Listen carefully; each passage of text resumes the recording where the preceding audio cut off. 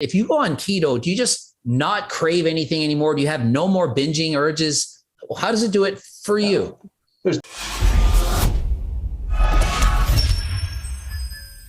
Coach Greg, and I'm here today with Thomas Delauer. We're going to be talking about everything keto, regular dieting, cardio, all kinds of stuff that you're going to want to talk about. And in case you don't know, I've done videos on him in the past, said he wasn't natural. Don't know if he is or not. Maybe we'll talk about that. Also, we've had debates on how to burn belly fat, if it's effective or not. We've gone back and forth, but what I always notice is no matter what I said, no matter how harsh I was, he was extremely respectful, writing very nice things on my wall, writing me in private, always 100% in favor of what I've been doing. So there's no way you can hate this guy. Very, very nice guy in private. Like I've talked to him in private many times. He's always extremely polite. So if you don't like this guy, I mean, I don't know why.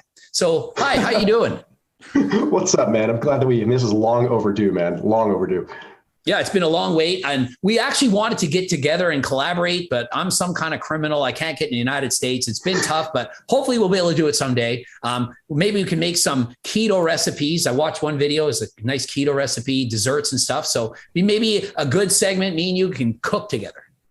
That would be awesome, man. That would be definitely a sweet one if we could, I don't know, find some way to collaborate with some kind of keto recipe in a cookbook or something, because I've got my intermittent fasting book coming out. You've got all kinds of cookbooks coming out. I don't know. It'd just be an interesting little collab.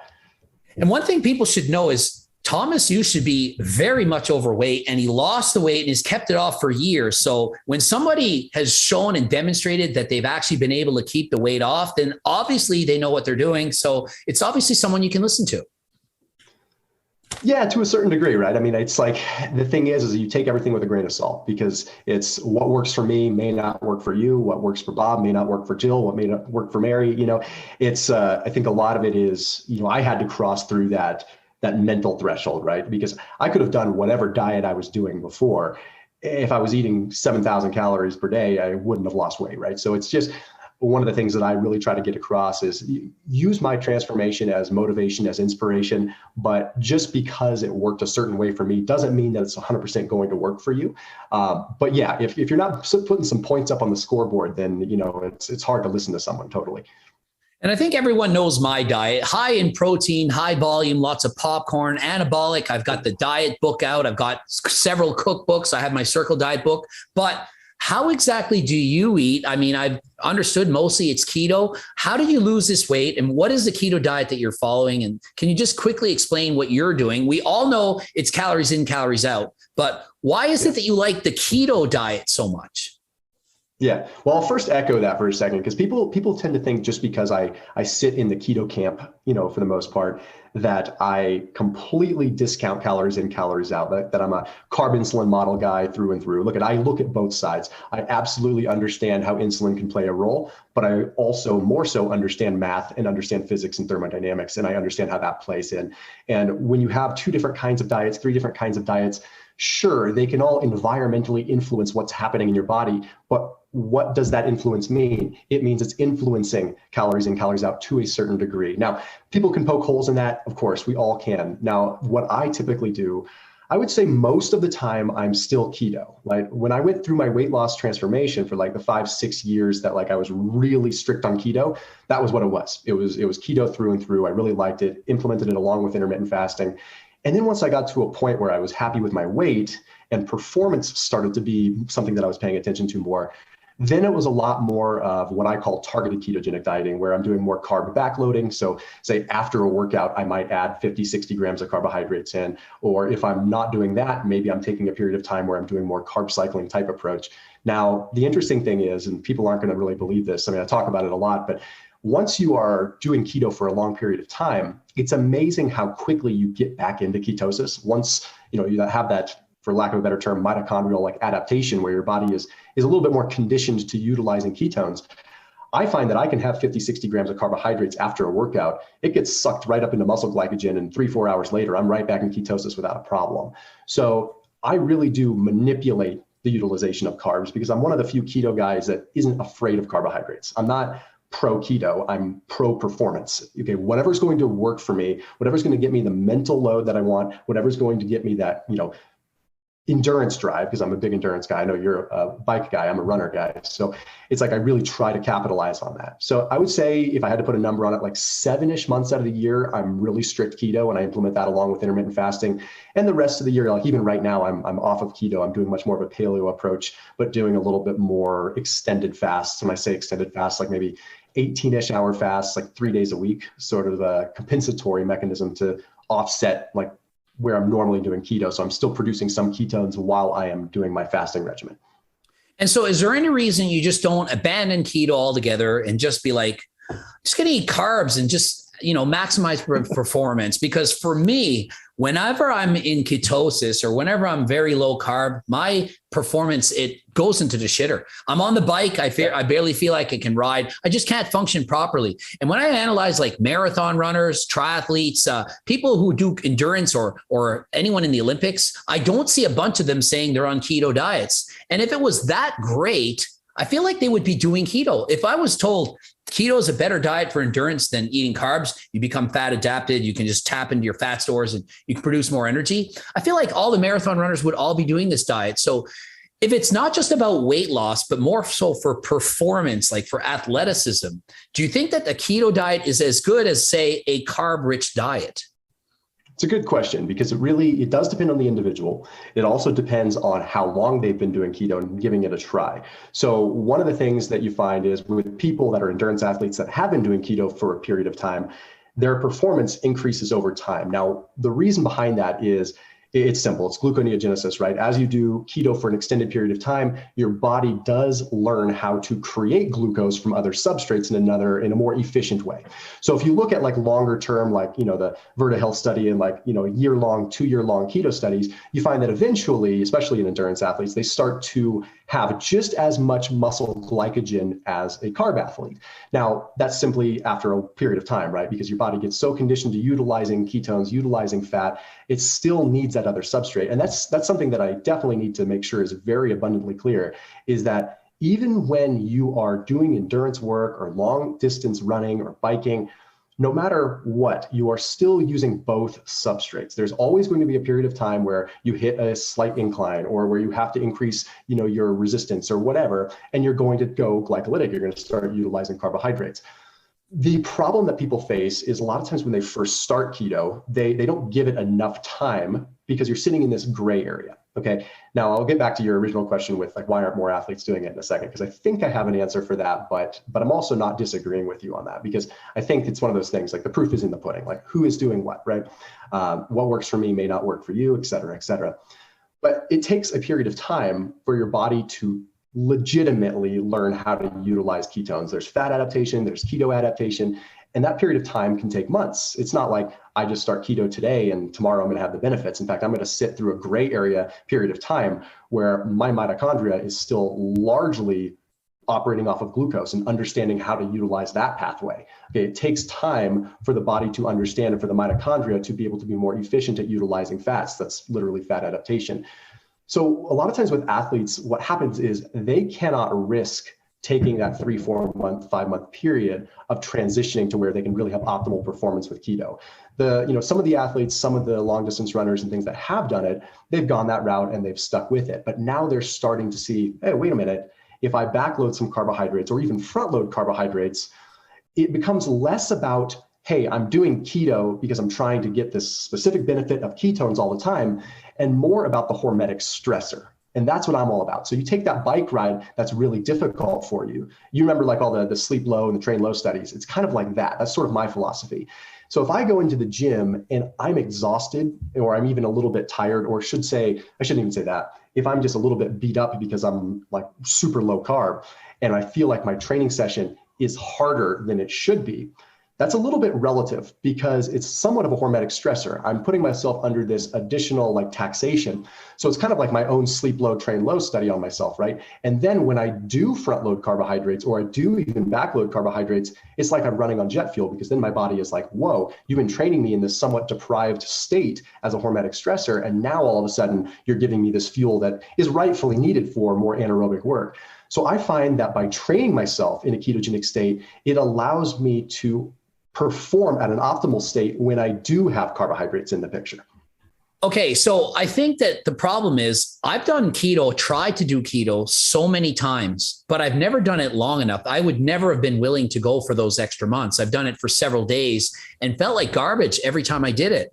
So I was never willing to take that effort. So I can't personally say that I wouldn't eventually adapt to it and be able to do that cardio. I can't say because I never tried long enough. However, you did say that if you are in ketosis for a long period of time, several months, and that you add in extra carbs, your body can almost like be a superpower with those carbs because you're used to the ketones, you're used to not having carbs, and then you add those in. So is that basically saying that if you have carbs, it's better overall than not being without carbs? Like, is there a situation where going completely keto for, say, years on end is better than never implementing carbs for an athlete? No, I wouldn't say that at all. I think that, what can happen is it's called being dual fueled, and it's pretty interesting stuff. So essentially, with any one direction, and I've used this analogy before, if you think of railroad tracks, okay, and you think those railroad tracks are going to fork at a certain point, one railroad track is going to go to the left and one's going to go to the right. Okay, well, let's imagine you have a switch, okay, and that switch that you would normally flip to make the train go one direction. Okay, if one direction is carbohydrates, okay, predominantly glycolysis, going that route. That's great. If you're predominantly going that route, then that is the way the train is normally going. And if you were to try to flip the switch over to fat adaptation, to using fats, it would be a pretty hard switch to flip because it's kind of rusted that direction. So you got to work really hard to flip it. The other situation occurs for people that are on keto. They're always going to the right. They're always fat adapted. And then all of a sudden they go have carbohydrates and they feel like garbage, right? That's the common complaint. Oh, well, now I can't have carbohydrates because I feel like garbage when I have them. Well, no, it's the same situation with both sides. If you're doing one kind of strategy for so long, you're not getting that fat adaptation and that dual fueled ability. So what I like to do is actually flip back and forth between the two so that my body is what's called metabolically flexible. Now, that is an unofficial term, right? Metabolically flexible is not something that scientists are saying, we made this rat metabolically flexible. They're looking at things and they're saying, oh, interesting. Like, this is someone that has been glucose intolerant because they've been doing keto for so long. And that is a thing. If you do keto for a super long period of time, you can actually become glucose intolerant, where when you do have carbohydrates, your blood sugar spikes, you have a degree of what's called peripheral insulin resistance, and it's not pretty. It's uncomfortable. And that's exactly what people experience when they do keto for a long period of time. And then all of a sudden they have a bunch of carbs. They think the carbs are poisoning them, when in reality, it's just your cells are like, what is this, right? Like, all of a sudden you're switching it up on me. Anytime you switch it up, you're going to feel weird. So my general recommendation for a performance setting, if someone is really liking keto, is like, hey, you have to still dabble in the carbohydrates. Okay, if you're going to just sit on your bum all the time, then I think that you could stay keto all the time, probably not really have an issue because you're never really pushing it, right? But a lot of my audience, and like I work with the military and things like that, like, and even in that setting, it's like, okay, well, we can't afford to not be anaerobic at times. Like, there's times where we need to push it. And absolutely at that point in time, I think carbohydrates are totally fine. So I feel like the keto community could have a lot of good done for them if they occasionally dabble in those carbohydrates. And you originally had asked me like why I stick with it. I mean, someone that's battled anxiety, depression my entire life, I find that for whatever reason, keto helps me feel better with that. I feel better. I feel mentally better. So I'm not doing it because I say it's the best thing in the world. I'm doing it because, hey, it's the best thing in the world for me. And I've tried a lot of different things. It feels really good for me. And unfortunately for me, the mental part, like how I feel and think, I can't. But I honestly haven't done it long enough to get to that stage where perhaps I could get adapted to liking it. But whenever I go keto, I just can't focus. I have a brain fog. I don't feel good. I immediately lose 5 or 10 pounds. I lose a lot of water weight. My muscles look flat. I don't have as much energy in the gym. I just don't feel like myself.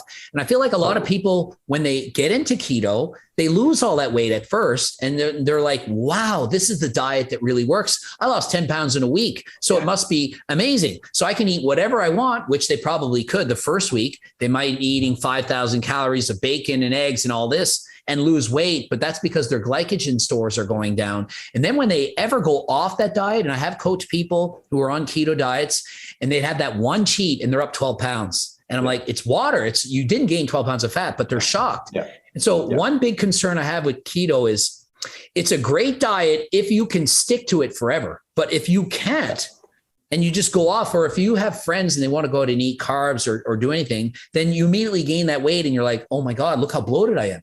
So I think that's the problem. That's for me why I'm not a fan of it. But if other people like it, they should go for it. Yeah. And that's a very legit problem. And I always like quote Spider-Man with it. I always say with great power comes great responsibility. Like if you're going to do keto, you have to either commit or you have to very strategically know how to come off. Like, because that's the issue is like, you know, and I had Lane Norton on my channel. And he made such a good point. Like, I'm not the biggest fan of gluten to begin with. For whatever reason, I don't feel good with it. But the point is like people will go keto and then they'll be like, it's time to cheat. And bunch of like, pizzas. So they'll eat 10,000 calories, 500 grams of carbs. And then the next day they feel like garbage and they say, it's the carbs, it's the sugar, it's the gluten. Well, no, it's the 10,000 calories you had.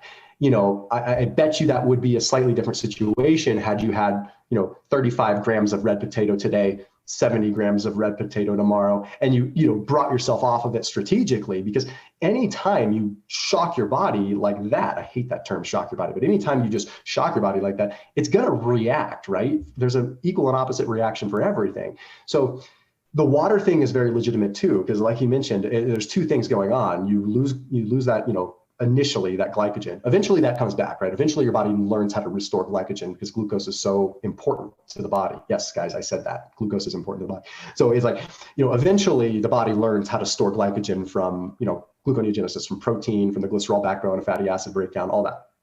But when you first start keto, yeah, you lose those glycogen stores, but then also as soon as insulin levels are lower, you also have a pretty severe reaction with the kidneys where they expel extra water. So you have a double-edged sword going on there, which can be great because people get excited about the weight loss. But then the moment that insulin levels come back up, the water weight comes back. So like one thing that I can't stand more than anything is when people try to say like, I'm going to do like a 2-week keto cleanse kind of thing. Like that is like, no. Okay, if you're going to do keto, I just commit to it for a couple of months before you make a real solid decision whether you like it or not. And hey, newsflash, it's not a big deal if you don't like it. Like I strongly believe that from an epigenetic standpoint, that we have a degree of bioindividuality. I really do think that there are people that just feel better with carbs, people that feel better without carbs. And that's just the way it is. We may not know exactly why, but epigenetically, who knows? There's some crazy history that goes on with people.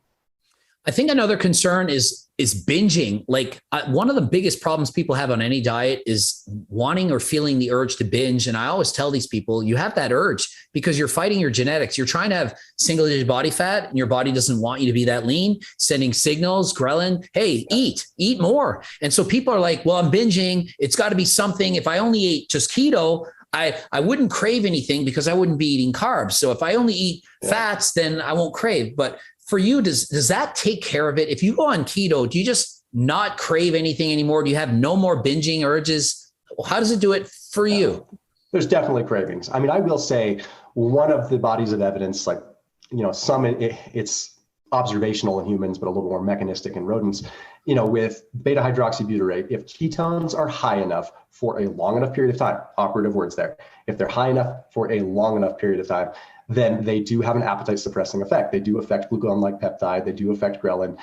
They can affect leptin. So they can affect these signals. But you have to commit to it. But then one of the things that you're playing devil's advocate on this is you have to understand that the volume of food that you are eating on keto is generally less. Okay, generally, because over time, stomach distensibility, the stomach's going to shrink because fat has 9 calories per gram, carbs have 4 calories per gram. So if you're still eating the same amount of calories, you're eating almost half as much food, actual volume of food. So the stomach is going to shrink. Okay, that effect in itself is going to determine a lot of your hunger signals. Okay, if your stomach is smaller, then you're going to be more satiated after a small snack. So there's things that we have to look at. It's all good. It doesn't mean that it's bad, right?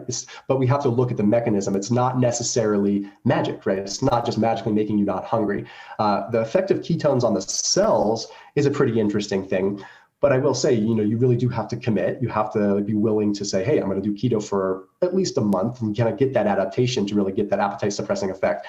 That being said, some people are very sensitive to the response of carbohydrates, right? That And it's like if the carbohydrates they're used to consuming are these high glycemic carbs and they're sitting themselves on a blood sugar roller coaster, then anyone would get hungry from that. So it doesn't mean that the carbs themselves, once again, are bad.